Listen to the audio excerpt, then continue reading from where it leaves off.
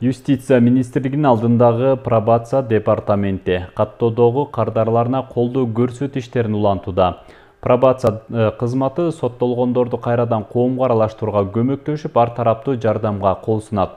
Алсак социалдык гуманитардык жардамдар азык-түлүктөрдү берүүдөн тышкары жумуш менен камсыз кылууга аракеттери көрүлөт. Буга катар окутууга басым жасалып, билим дараментин арттырууга артыкчылык берилет. Кайрадан туура эмес иштерине аралашуусун алдын алып, туура жолго үндөө багытында кеңири түшүндүрмө берип турушат. Белгилей кетсек, пробация департаментинин Ысык Көл жана Нарын облустук башкармалыгында 483 кардар каттоодо. Бул жыл башынан бери 106 кардарга 234 000 сом азык-түлүк түрүндө жардам көрсөтүлгөн.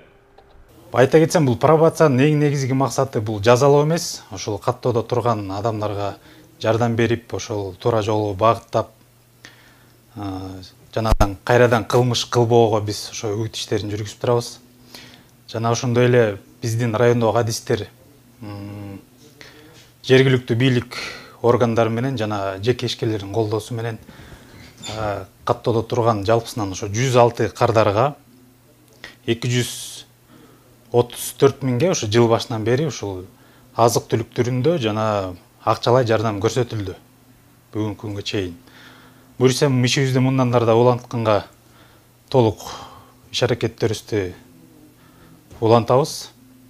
Жана бүгүнкү иш чара боюнча айта кетсем, бул жардам иш чарасы каттоодо турган кардарларыбызга өзүнүн көйгөйлүү суроолоруна жооптор алат.